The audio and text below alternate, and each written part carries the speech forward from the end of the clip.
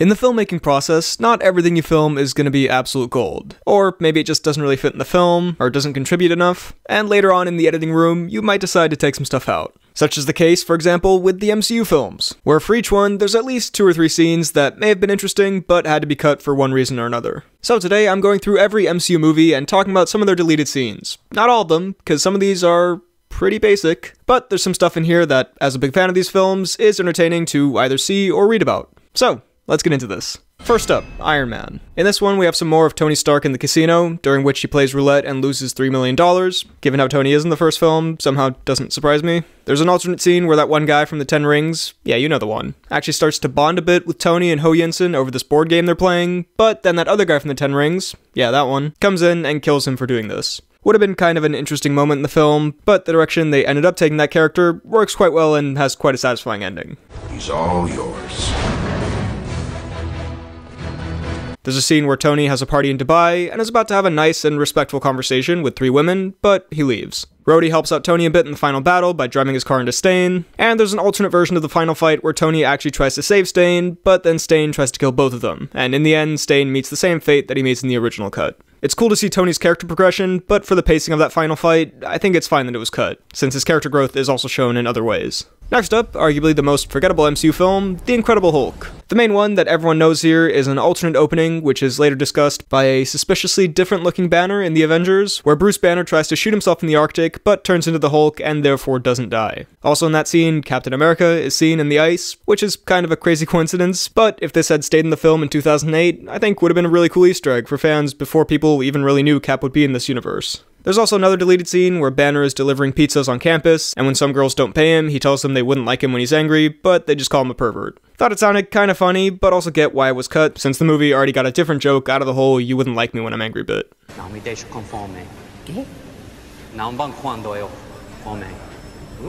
Alright, Iron Man 2. Alternate opening, Tony is throwing up because of the arc reactor poisoning. Though, having seen this screenshot many times before, I assumed it was because of the more usual Tony Stark things, like consuming an insane amount of alcohol. Pepper also kisses his helmet instead of him, and then throws it out of the plane. Very cute. Phil Coulson is seen in the Senate scene in a deleted scene. Try to say that 3 times fast. On the MCU wiki where I'm looking through these, I just find it amusing that there are multiple deleted scenes where it's just Tony and Pepper arguing. On top of all the scenes of that made it into the film, it kinda highlights what kind of character Tony is in Iron Man 2. Speaking of which, there's some more deleted escapades from Tony's drunk birthday party, including this shot of him showing Natasha how to fire a repulsor blast. And finally, there's an alternate piece of the big finale in which Ivan Vanko holds Pepper hostage. Enjoy these great unfinished special effects, but ultimately Tony triumphs as usual. Thor. There's this moment right before Thor's coronation, which I actually think is really good and adds some more to Thor and Loki's relationship, and personally, I think should have been kept in. Later on in the film, Hank Pym is mentioned by Eric Selvig in a deleted scene. Again, would have been a fun little Easter egg at the time. There's a scene where Thor takes his mug to the cafe, where he has his famous "another moment" to replace the one he broke. That's actually a pretty funny payoff that maybe they could have left in. Potentially would have been more meaningful than Hawkeye's "I'm gonna shoot him, but actually I don't end up shooting him" cameo. But I don't know, I guess for pacing reasons they cut it. Now, if you recall, in the actual film, Thor stands up for his new friends and gets bitch-slapped to death, and thus proves himself worthy of the powers of Thor, but in an alternate version, Selvig is actually mortally wounded in that battle, and Thor, working to heal him, proves his worthiness of the powers of Thor. I prefer the original. And then, interestingly, in an alternate ending, Jane and Darcy and Eric are working to get some communication going with Thor, which involves working on making a wormhole, which Eric instructs his team to use data from S.W.O.R.D. as well as from S.H.I.E.L.D. S.W.O.R.D. hasn't been mentioned in the MCU since this deleted scene, but it was considered to have it be part of Agents of S.H.I.E.L.D., and it will be appearing in the upcoming WandaVision show, with Monica Rambeau as a member of it.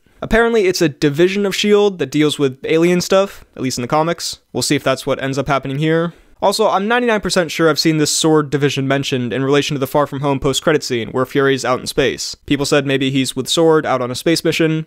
Anyway, we'll see, but it was first mentioned in a Thor deleted alternate scene, if that means anything. Next up, one of my personal favorites, Captain America the First Avenger. Not a lot here. There's a scene where Bucky is fighting in the war and discovers that Hydra has super laser weapons, and in that scene it also shows that Hydra has moved past the Nazis and onto their own motives as they kill some German troops as well. There's a scene where Colonel Phillips gives Steve the Medal of Honor, and there's an extended version of the scene where Steve has come out of the ice, where Nick Fury tells him that their side ended up winning the war. What about the war? Did we win? Hell yes, unconditional surrender. And then my number one personal favorite, the Avengers. Most of these are actually Captain America related ones, which, well, I think the Avengers is pretty perfect the way it is. Adding some of this stuff in maybe would have made him more relatable in the film, and not the lamest version of his character that we've seen in the MCU films. I mean, that costume doesn't really help either. Anyway, Steve looks into World War II stuff to catch up on life since he got defrosted, including reading files on his former friends, where he finds out Peggy is still alive. He thinks about calling her, but ends up not doing it. There's also an extra moment in the Battle of New York where Steve helps a family in a car that's being attacked by some Chitauri. There's also a bunch of deleted stuff with Beth the waitress. Steve is eating at a cafe and drawing and taking in the modern world, and he talks a little bit to Beth. That scene also includes a Stan Lee cameo. As for her number, you moron. And then later on, they also see each other during the Battle of New York. To be honest, maybe the Beth stuff should have been cut, but I don't know, I think the World War II research stuff is interesting to his character. Although in a film with so many moving pieces, I do understand why it was cut. Plus, it's explored in more depth in future films. Also, there's an extended version of the scene where Bruce talks to Harry Dean Stanton.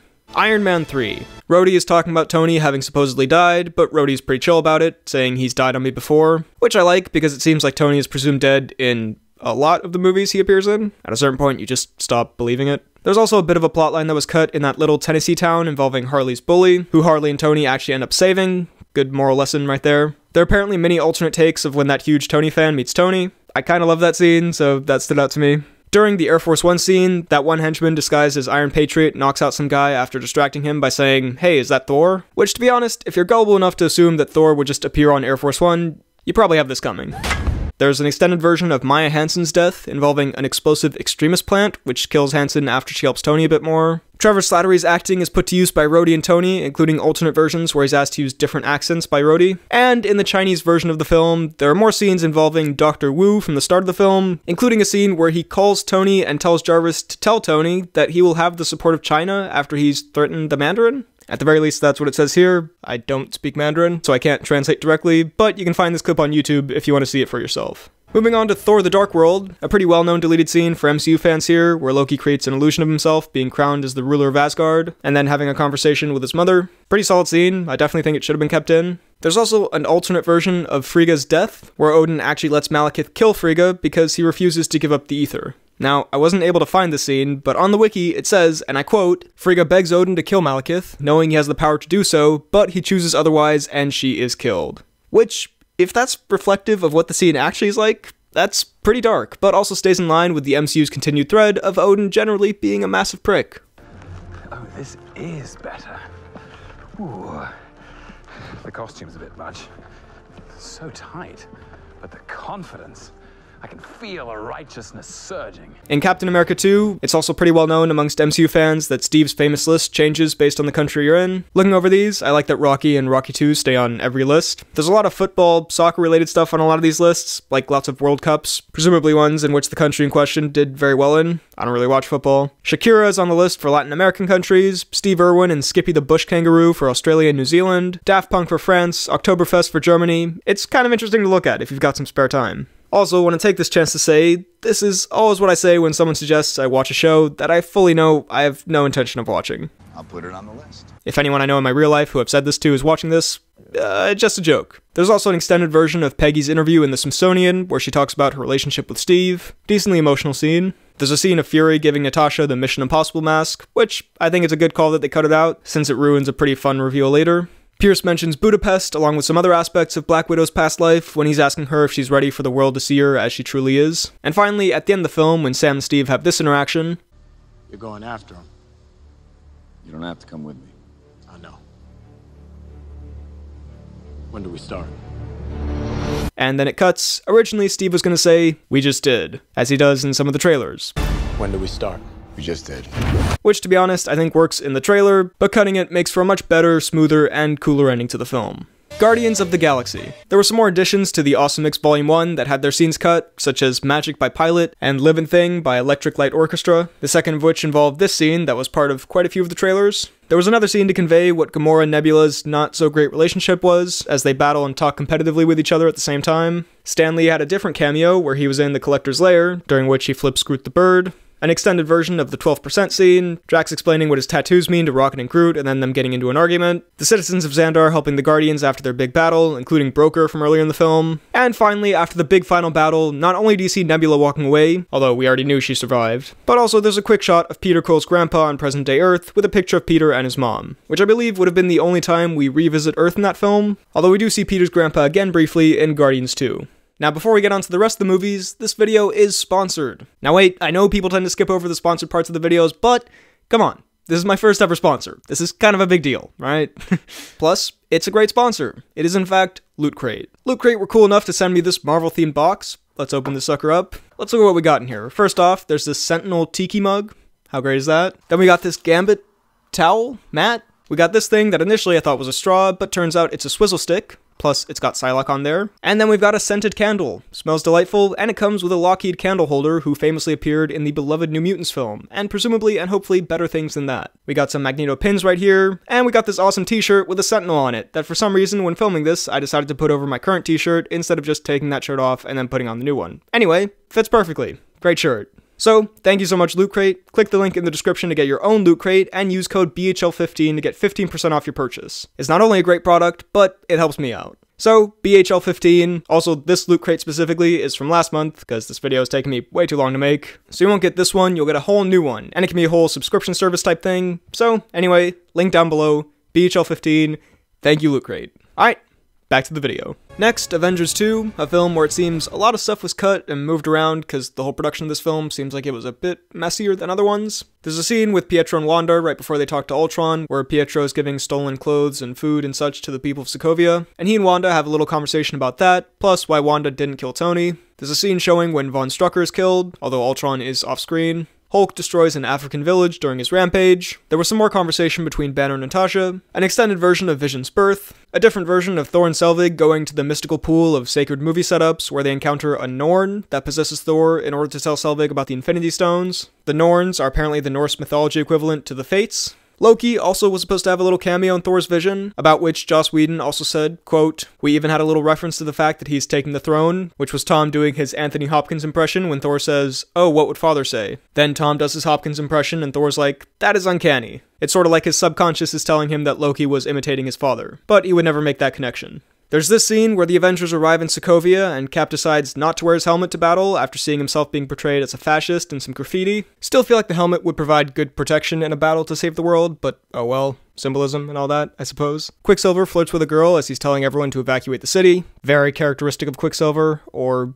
not. I don't really know much about this Quicksilver actually, come to think of it. And speaking of him, scenes were apparently shot not only showing Quicksilver surviving the dozens of bullet wounds he got, but also showing him at Avengers HQ at the end in a new costume, just in case Disney decided that they didn't like the fact that Joss Whedon had killed him off. And speaking of that scene, Captain Marvel, portrayed by a random stand-in actress until they figured out who they actually wanted for the role, was also going to be in that scene. I feel like that would have been kind of a weird way to introduce her, like she's just in this little moment at the end, with no introduction or context. I don't know, it feels a bit more forced and fanservice-y than some of the other great MCU future setups. So, I think it's good it was ultimately cut.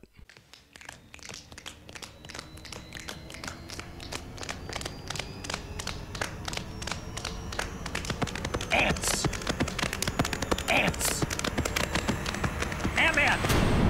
There's a pretty big deleted scene from this film involving a heist from Hank Pym AntMan in the 80s. Could have been cool to see. There's some more Cassie and Scott stuff. Pretty cute, although I get why it was cut. I think they developed that quite well in the rest of the film, and then went on to do even more of that in the second one. After his first Ant-Man experience, Scott apparently keeps the suit on and tries to steal a diamond from a pawn shop, but some more of Hank Pym's ants stop him from doing that, after which he decides it's a good idea to return the suit. Also, there's apparently a scene where Scott uses the suit and his ant friends to get lots of money from casinos, along with Luis and Dave. Not really sure where this would have fit in the film, but it sounds kind of fun, and shows even though Scott becomes more of a hero, he still has a bit of a scoundrel inside him. Given that it's a comedy film, there were also lots of jokes that were cut, quite a few of them appearing in the trailers. For example, where Scott asks if it's too late to change the name Ant-Man, and telling Falcon that Iron Man was already taken. And finally, originally, the post-credit scene would have been Scott capturing this Hydra guy and getting some of Cross's Pym particles from him, but it was replaced with this one scene from Civil War, which, even though it felt a bit out of place, was arguably a more interesting setup as opposed to something that the audience really just would have assumed happened anyway by the next film.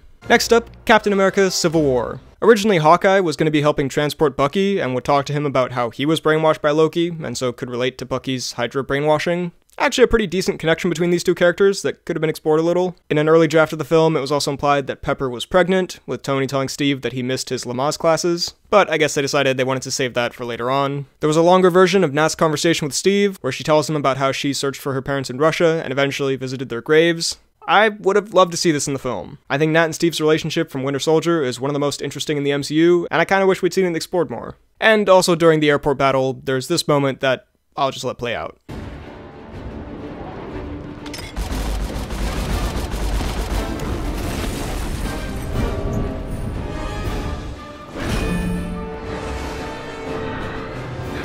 Nice save.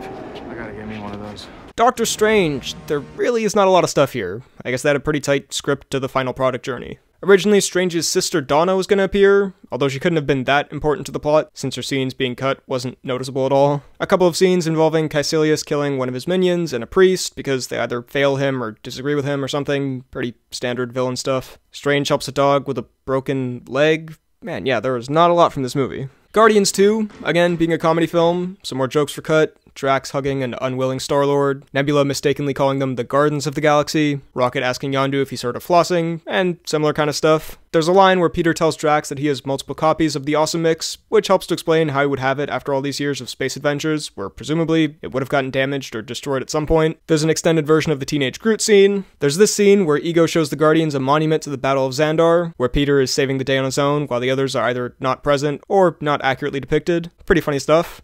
That's you. When was I that tiny? You were never that tiny.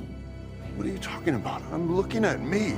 And the Watcher informant had some extra dialogue about being a World War II veteran, confirming again the joke of the scene that all the Stan Lee cameos have in fact been the Watcher informant. In SpiderMan Homecoming, it seems like there's a lot of leftover footage here. The whole opening vlog had a bunch more stuff in it, including Peter as Spidey going to a German nightclub, and also somehow saving the Chancellor. Seems like a pretty big deal, but I guess not. There's some more Aaron Davis stuff, including where he calls his nephew Miles. Personally, I think just the subtle little mention was good enough as an Easter egg. They didn't need more. There are some more funny Happy Hogan moments, including where he calls his mom to tell her he finally did something for Tony Stark without any problems, and then sees the cargo plane crashing. The school news station reports that the Shocker was found webbed up and a bunch of students took selfies with him, including one student who took the Shocker's Shocker device thing. They also interview Mr. Harrington, Ned, and Michelle on who they think Spider-Man really is, to which they have the responses you'd probably expect. Up next on Under the Mask. Who is Spider-Man? Who is Spider-Man? I don't know who he is, but I have my suspicions. It's a mystery, it always will be, so. And there were lots of scenes of Mr. Harrington talking about his ex-wife, which can be found in a compilation on YouTube and presumably on the DVD, if that's still a thing, called Mr. Harrington's Lessons in Love. Oh, and also there are all these Captain America PSAs, but those are really more extras than deleted scenes. Then again, so are some of these other ones. You know what? I think it's interesting, so I'm putting it in. And who really keeps track of the rules for these videos? I make the video, so I make the very loosely defined rules. Thor Ragnarok.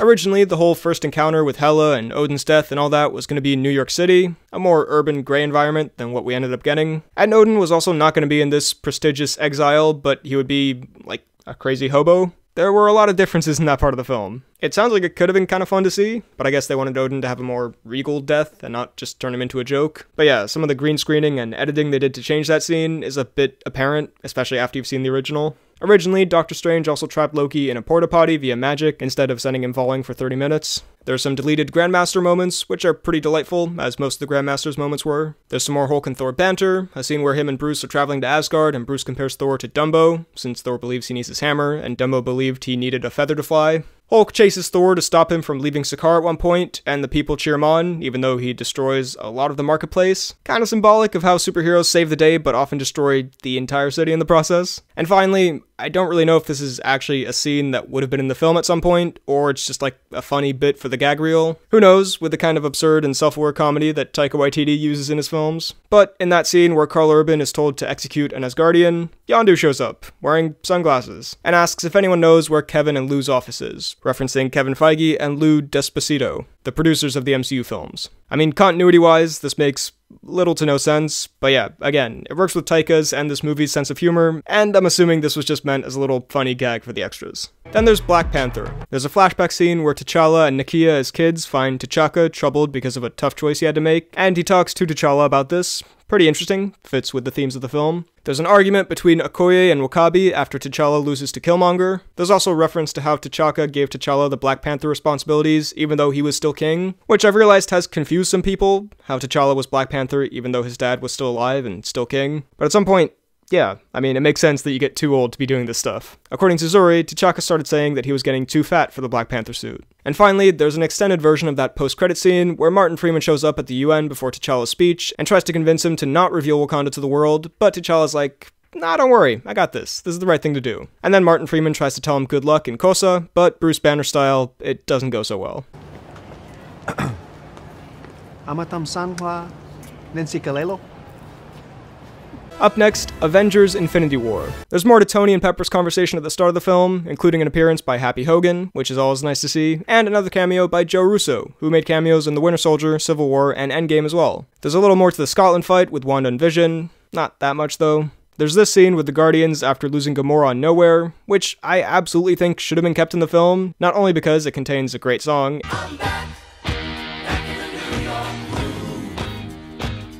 and it's pretty funny, but it also shows that Peter gets a message from Nebula saying Gamora is alive, which makes his big meltdown later a bit more understandable, as not only is he distraught that Gamora is dead, but he specifically had been told that she wasn't. And then, a pretty major scene in quite a few ways, Thanos uses the Soul Stone on Titan to separate Star-Lord, Drax, and Nebula's souls from their bodies, which I guess was changed to this moment in the final film, before throwing that moon at them all. Firstly, nice to finally see the Soul Stone in action, since beyond the messed up way that you have to obtain it, it was never clear what was so special about the stone. Like, what does it do specifically in an offensive scenario? Because all the other stones have all of these powers. Like, I know it's linked to the soul world that you go to after you snap, but the fact that every other stone has some combat power, and this one never did, was always a little odd to me, so interesting to see that. Then in the same scene, Spidey is saving their bodies, and Doctor Strange's astral form helps him with it, telling him Mantis is the one who can bring their souls back into their bodies, which she then does, and there's a little interaction between Spidey and Quill.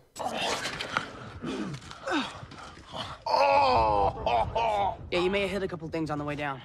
Not actually my fault, you're just super heavy. A lot of crazy stuff here. I get why it was cut, maybe for time. There was never a part of me watching that final battle being like, this feels incomplete. This needed more stuff. But it's still cool to hear about. And again, something that I love about the Russo movies is using the heroes' different powers in unique ways and crossing them over in ways that really fit them. Like, yeah, if the souls were removed from their bodies by the Soul Stone, then Doctor Strange's astral form could probably help them, and Mantis's powers probably would be the ones to bring them back. It's so specific to the different characters that I feel some writers and directors would avoid that, because some people might not get it and would just go for a more broad, general approach, but the Russos seemed happy to zoom in on specific characters' powers, and trust that the audience is familiar enough with the MCU to get it. And if they aren't, it isn't like movie breaking. They'll be able to accept it, and that's something that I think really makes Endgame and Infinity War special, especially for MCU fans. Ant-Man and the Wasp. Ghost's dad's death scene was originally different. Hank and Janet went on a mission to catch him, and during the mission, the quantum tunnel he had built became unstable due to it being shot at, and it killed Ghost's dad. And there was a bit more 80s de-aged Hank and Janet Ant-Man and the Wasp action. Later on in the film, when Janet is rescued from the quantum realm, she tells Hank that there are tons of worlds and even civilizations down there, which I think could be fascinating to explore in future Ant-Man films, if they choose to go down that route. It might be a bit too much like what it seems Doctor Strange 2 is going to be, but a trip through the quantum realm to different worlds sounds honestly more interesting and more unique to me than what the previous two Ant-Man films have been. Next up, Captain Marvel. Not a ton of crazy stuff here. Originally, as seen from the trailers and promo images, this scene was going to have Ronan in it, but that didn't end up happening. There's a scene where Jude Law talks to the Supreme Intelligence, and it takes the form of Jude Law to talk to him. There's this scene at the start where Carol and Jude Law teach some kids about Kree life and all that, and give some exposition. And then finally, there's this scene where this guy asks Carol to smile and hits on her, and then she hurts him, and Terminator style takes his jacket and his bike. And you know what? This scene is so controversial that I'm not even going to talk about it more, because otherwise all the comments will be about that, and at the end of the day, it's a deleted scene from a movie, and it doesn't really matter that much either way. Then the big one, Avengers Endgame. Potentially the MCU movie with the most significant deleted scenes, which makes sense given that it's the biggest MCU movie. The first few aren't that significant. Tony and Pepper talk about their pet alpaca Gerald, seems like something peaceful lakeside cabin dad Tony Stark would have. Hulk helps save some people from a burning building, an extremely pivotal scene that was definitely worth waiting for through the credits of the re-release, 100%. No, I'm definitely not bitter. Rhodey and Steve have this interaction, which is pretty funny. Yeah, I've been meaning to ask, why did you have to crash the plane, anyway? There's bombs on board. Bombs on board. And you couldn't have jumped out of the plane before you crashed it? as well as Rocket and the other Avengers having this interaction. The Chitauri, the suckiest army in the galaxy. Why don't you just blow up the mothership? We didn't know that was a thing. You didn't know that was a thing!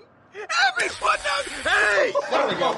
Which is a fun way of showing the difference in space experience between the Guardians and the Avengers. There's some more fat Thor and Rocket on Asgard stuff, including Thor pissing off of a balcony. Then there was an entirely different version of the Vormir scene, where Thanos and his army actually turns up and starts firing at Black Widow and Hawkeye, which results in Black Widow being shot as she's running for the edge and having to crawl her way over the cliff. Personally, I agree with Joe Russo's reasoning for this being cut, because it distracts from the powerful personal character aspect of the scene, and instead turns it into more of a flashy action scene. During the final battle, a bunch of the Avengers gather up and start planning their next moves. Just a cool scene to see a bunch of these characters together and interacting, but admittedly not super necessary to the story. There was also a previous version of the script where Thanos would have time traveled, killed a version of Captain America in the past, then at the start of the final battle, he would show up in front of Steve, Tony, and Thor and throw that Captain America's decapitated head in front of them. I believe the version from the Avengers. Pretty badass, although I imagine it was cut for being a bit too brutal for this kind of film. Although, you know, these movies do have their decently brutal moments occasionally. Then a pretty major one that involved Catherine Langford's entire role being cut from the MCU. After he snaps, Tony wakes up in the Soul World, like Thanos did, and meets his daughter Morgan, only an older version, for some reason. It is interesting to see, but it's kind of a weird scene that feels a bit awkward and out of place, and I think the more,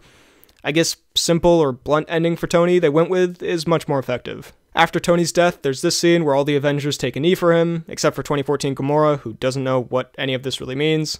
This shit, I'm out. To be honest, again, this is a pretty cool scene to see as a deleted scene, as a little extra after you've watched the movie a bunch of times. But the more I've seen this moment, I feel, again, the way the film handled the death in a relatively more subtle way, I think makes that moment more impactful. So I agree with this being cut. The most recent MCU film, which came out over a year ago, which feels weird to say, Spider-Man Far From Home. Some decently significant deleted footage was actually compiled into a short film that came with the DVD for this film, again, if DVDs are still a thing that exist, called Peter's To-Do List, which includes Peter selling his toys in order to have enough money to get MJ the Black Dahlia necklace, and also him fighting the goons of the Manfredi crime family in a restaurant using the Iron Spider suit, and then having a bit of banter with some policemen.